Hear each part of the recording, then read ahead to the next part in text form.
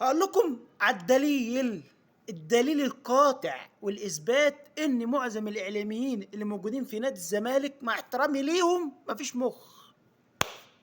هوا طبق كبده بالسلطه، طبق كبده مع السجق، مفيش مخ خالص. ايه الدليل؟ اقول لكم الدليل عشان تعرف بس ان خالد الغندور هو اللي خرب بيت قناه الزمالك.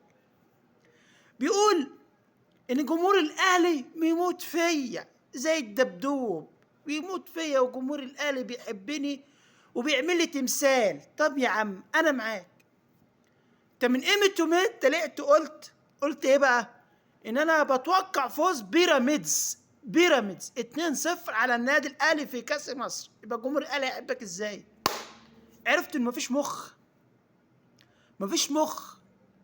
انا مش عارف. انا بصراحه بحس ان كائنات بتطلع تتكلم في التلفزيونات وخصوصا في قناه الزمالك دي حاجه هم يا ناس.